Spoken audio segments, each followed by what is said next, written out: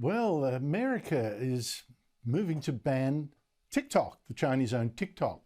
It's a national security risk, they say. It's been overwhelmingly passed in the House of Reps, and now has to go to the Senate to see if that should be law now.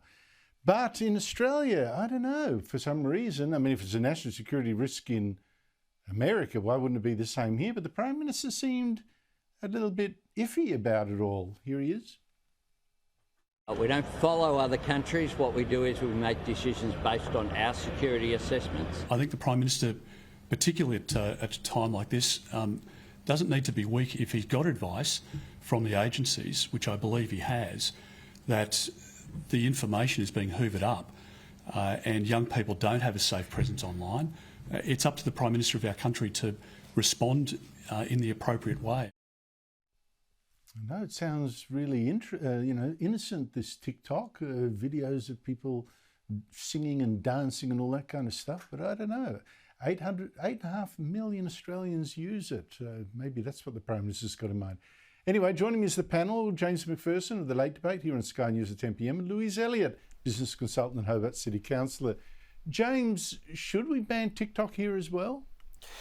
Yeah, I think we should, and there's a number of reasons why. We already acknowledge that there are strong links between TikTok and the Chinese Communist Party, acknowledged by the government, who've banned the app from government phones because it is a security risk. That's already acknowledged. But it's not just the data collection which is a problem. As Peter Dutton pointed out, the corrupting effect of TikTok on our young people is not accidental. US 60 Minutes did a program some time ago pointing out that the version of TikTok Chinese children are allowed is very different to the version that is promoted to Western young people. Certainly the content is different. In China, their kids get history, they get science. In Australia, they get gender theory and anti-Western sentiment. And not only is it corrupting, but the medium itself is bad for our young people. In China, they're unable to just scroll mindlessly for hours on TikTok because it's interrupted with 5-second delays, so scrolling is inefficient, whereas the Western version enables our young people to sit online just scrolling like zombies for hours on end. In China, they have time restrictions for how long children are allowed to use it. No such restrictions in Western nations. So it's very obviously a weapon of mass distraction used by the Chinese Communist Party to have a corrupting influence on our young people. And if we don't recognise that, we're crazy. Of course, the government should at the very least be looking at this very seriously. And of course, it's got algorithms, so it can actually steer certain news items that it wants, or themes to the top of your search list, and others that it doesn't want to the bottom. I don't know, Louise Elliott, what do you reckon? Ban or not ban?